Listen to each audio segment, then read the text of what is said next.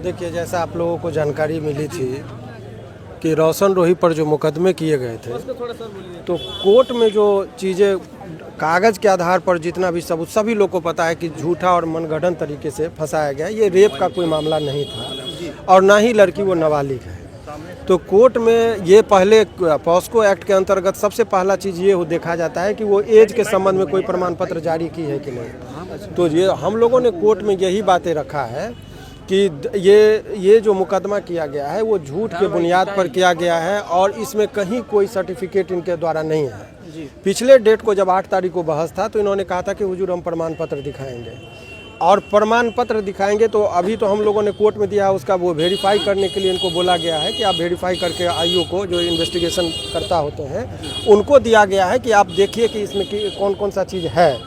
तो सबसे पहले आप लोगों को कुछ डॉक्यूमेंट्स हम अभी दिखा रहे हैं कि आज ये घटना जो बताई है, आज 2 डॉक्यूमेंट्स इन्होंने, इससे पूर्व में एक डॉक्यूमेंट्स ये दिखाया था जन्म प्रमाण पत्र का नगर निगम के तहत। इसको हम लोगों ने साबित कर दिया कि ये फर्जी था। ये जो नगर निगम का द्वारा जारी नहीं किया गया था, बाहर में से कहीं से ये फोटोकॉपी के दुकान पर से बनाया गया था। अच्छा। ये अनुसंधान के दौरान ये दी थी।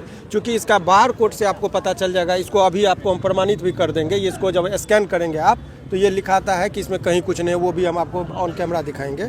जरा बिट्टू को बुला लीजिए, वो चेक करवा लेंगे, ठीक है। बिट्टू जी, एक चीज़ और है, बिट्टू जी को बुला लीजिए, फ़ोन करके बुलाइए। दूसरा चीज़ ये जो एक आज देखिए, आज फिर ये उस दिन दूसरा प्रमाण पत्र जारी किया था केस करने के टाइम में, आज ये कोर्ट में ये प्रमाण पत्र लगाई है। आइए स्कैन करके बताइए कि कैसे, वो लाइए स्कैनर, स्कैनर लाइए, स्कैन देखिए। अभी जैसे ये बार कोड से ये देखिए, आप लोग को आप एक जानकारी भी मिल जाएगी कि जन्म प्रमाण पत्र के बारे में बहुत सरल तरीका है। ये इस केस के अलावा भी लोगों को पता होना चाहिए कि आपका जन्म प्रमाण पत्र जायज़ है कि फर्जी है।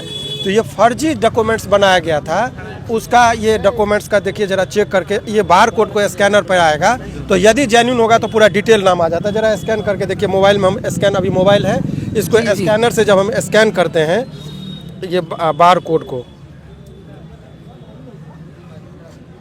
क्लिक करना होगा, करिए चेक करिए चेक करके बताइए। अभी आप लोग को बता दे रहे हैं अपना, देखिए ये जब स्कैन किए हैं तो ये देखिए डेट ऑफ बर्थ ये सब खाली है, सादा है। यानी कि ये बार कोड वाला वहाँ से ओरिजिनल डॉक्यूमेंट्स लेके अब फर्जी अपने हाथ से बनाया गया था, इसीलिए वो टाइप करवा लिया गया था। इसीलिए बार कोड को तो रीड किया, लेकिन ये चीज़ नहीं है, ये चीज़ यानी कि ये रीड नहीं किया गया, यानी कि ये फर्जी डॉक्यूमेंट्स था जो बाद में बनाया गया था। ये डेट ऑफ इशू इसका जो हम बता देते हैं आपको, सब लिखा हुआ है। ये आपको बनाया गया 12/8/2023 का एक ई जो है सो 2023 में निर्गत किया गया। अब ये बताइए, किसी व्यक्ति का जन्म होगा 2002 ईस्वी में और 2012 में जन्म प्रमाण पत्र बना रहा है, इसलिए फर्जी था। अब जब आनन फानन में इसको लगा कि ये गलती हमारी पकड़ी जा रही है, तो आज उसने एक और जन्म प्रमाण पत्र फर्जी बना के भेजा है। उसमें आप देखिए, इसमें डेट ऑफ इशू देखिए 14/1/2025, यानी कि आज कितना तारीख है, 15, कल के डेट में ये बनाई है। और इसकी भी सत्यापन होने के लिए उन्होंने कहा है न्यायालय ने कि जरा इसको चेक कीजिए, नहीं तो इसमें उल्टे मुकदमा में वो जेल जाएगी, झूठा मुकदमा फंसाने के लिए। ये पूरी तरह से फैब्रिकेटेड है। एक और आप लोग को चौंकाने वाली बात है कि किस तरीके से किसी को बदनाम करने के लिए झूठा डॉक्यूमेंट्स और मनगढ़ंत तरीके से चीज़ों को बनाया जाता है।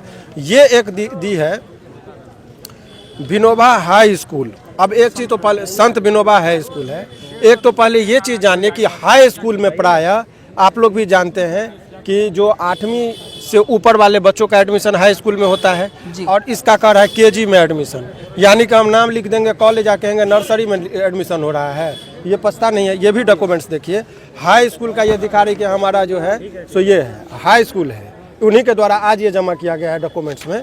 और इसमें हाई स्कूल में केजी में और चीज़ देखिए, आज तक देखे होंगे कि अधिकतम किसी महीना में कितना दिन होता है, 31।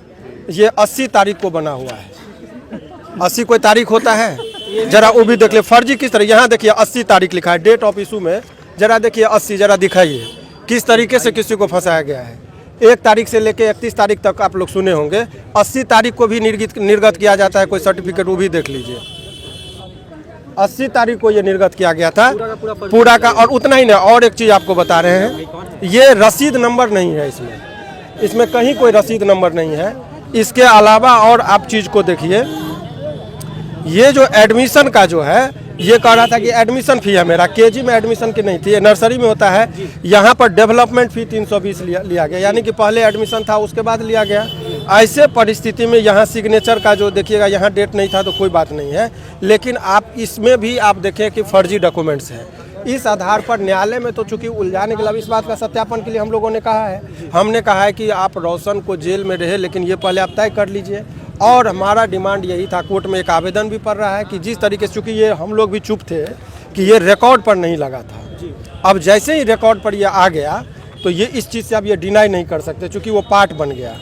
कोर्ट के सामने इसको डॉक्यूमेंट्स को प्रस्तुत किया गया, तो ऐसे डॉक्यूमेंट्स को जब प्रस्तुत किया जाता है तो ऐसे परिस्थिति में हम लोग न्यायालय में लगाते हैं कि देखिए किस तरीके से फैब्रिकेटेड, कॉन्कॉक्टेड, माने बनावटी डॉक्यूमेंट्स के आधार पर ये पूर्व की घटनाओं को वर्णित करके, तो ये चीज़ें देखिए, अभी आपने अतुल सुभाष का केस पढ़ा हो। जी जी सर। कि किस तरीके से एक झूठे मुकदमा में फंस के बेचारा का जान तक का जाना पड़ता है। तो केवल लड़की है, हम रेप केस में किसी को फंसा देंगे और उसके जीवन को तबाह कर देंगे, यही कहानी को रिपीट किया जा रहा है पूरे फर्जी डॉक्यूमेंट्स के साथ। तो हमने न्यायालय के समक्ष, और एक और आप लोग, चूँकि डायरी का बात भी रिकॉर्ड में आ गया है, वो भी देख लीजिए, इससे आपको पता चलेगा। पीड़िता का कहना है कि हमारे माता पिता का निधन हो गया है, हमारा ना तो हमारे बाबूजी जिंदा है ना माता जी जिंदा है। पिछले डेट में भी बोला गया था। अब माता जी जिंदा नहीं है तो ये कहना है कि हमारे पिताजी की मौसी मर गई तो माँ मर गई तो मौसी के साथ शादी हो गई, तो ऐसा जनरली होता है।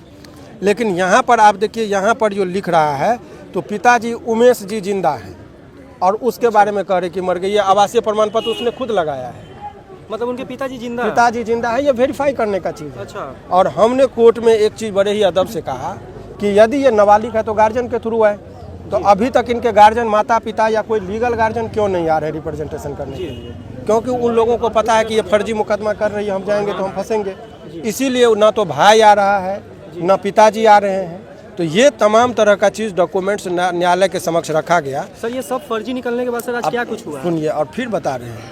अभी जरा और एक डायरी का पार्ट देखिए, जो इन लोगों ने जो दिखाया है, ये मेडिकल में जो आया है वो मार्क कर दिया 19-20 साल। डॉक्टर का कहना है कि 19-20 साल डॉक्टर ने कहा, यानी नाबालिग नहीं है। और इसके अलावा एक और चीज़ अहम आपको दिखा दे रहे हैं, देखिए, जन्म तिथि वगैरह अंकित नहीं पाया गया, परंतु प्रधानाध्यापक महोदय का नीचे में हस्ताक्षर की तिथि 23/1/2006 संत विनोबा उच्च विद्यालय पटेल नगर में इनके उन्होंने कहा कि मेरा एडमिशन है। जब वहाँ पर गए संत विनोबा भावे स्कूल, विनोबा उच्च विद्यालय, तो वहाँ पर इनका क्लास केजी में कहता है अंकित है, जिसमें जन्म तिथि 13 माने अंकित नहीं है। जन्म, आप कहीं स्कूल में जाइएगा तो बिना जन्म प्रमाण पत्र के तो एडमिशन होता नहीं है। लेकिन यहाँ पर जन्म अंकित नहीं था। क्यों नहीं अंकित था? क्योंकि उसमें कभी एडमिशन ली ही नहीं। फर्जी डॉक्यूमेंट्स बैक डेट में बनाना था, इसीलिए हम लोगों ने कहा कि उनके प्रिंसिपल को भी बुलाइए और रजिस्टर भी लाइए कि ये जो कह रही है कि हमारा एडमिशन हुआ था वो गलत है। इसके अलावा देखिए अंकित नहीं था। इसके अलावा पीड़िता का शैक्षणिक प्रमाण पत्र नहीं है।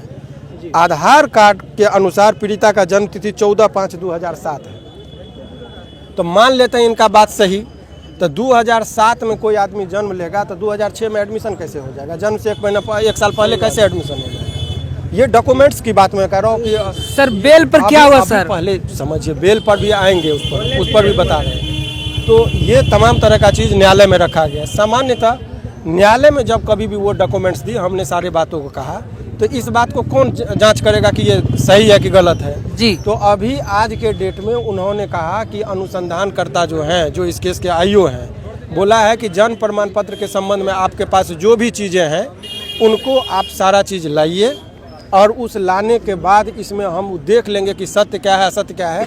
ये तो एक बेल के रिगार्डिंग है।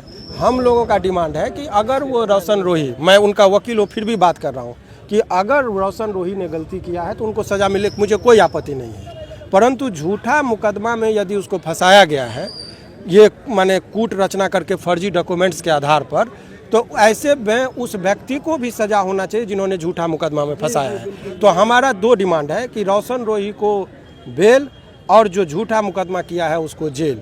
इसी आधार के लिए हम लोगों ने खुद, मैंने रखा है इस बात को, और एक आवेदन भी फाइल हो रहा है। और इसका हमने कहा है उच्च स्तरीय जांच हो। हमने अब डीजीपी को भी लिखने जा रहे हैं इसमें, क्योंकि उसमें निर्दोष व्यक्ति जेल में है, तो अब जेल चला गया है। तो आप जानते हैं कि लोअर कोर्ट में प्रावधान जो है, जब तक सारे चीज़ों को वेरीफाई नहीं कर लेते हैं तब तक डॉक्यूमेंट्स का आगे नहीं बढ़ता है। तो समय हमसे पूछा गया कि कितना दिन का समय दिया जाए। हमने कहा बड़े तसल्ली से हुजूर को कि आपको जितना दिन समय चाहिए ले लीजिए। मुझे अब कोई हड़बड़ी नहीं है कि हमारा कैलेंडर कब निकले, लेकिन मेरा ये है कि ये जायज़ यदि कागज़ है तब तो इनको फिर जो मेरिट पर डिसीजन होगा, खारिज होगा, तो हाई कोर्ट हम बढ़ेंगे। अगर ये डॉक्यूमेंट्स फर्जी है तो जो फर्जी डॉक्यूमेंट्स बनाया है आईपीसी में 467, 468 के अंतर्गत 10 वर्षों का जो सज़ा का प्रावधान है, उसके अंतर्गत अब बीएनएस में इन पर कार्रवाई हो, तो यही बात का डिमांड किया गया। तो अभी फाइनल इस केस में संभवतः 23 तारीख को बृहस्पतिवार पड़ता है, उसके दिन जो है सो फिर से सुनवाई होगी कि क्या ये डॉक्यूमेंट्स जायज़ है या नाजायज़ है या फर्जी है। ये आदेश आज जज साहब ने पुलिस को दिया है कि आप ज़रा पता करिए कि यदि फर्जी है, और यदि ये फर्जी होगा तो उसी दिन इस पर एफआईआर होगा और वो जेल जाएगी।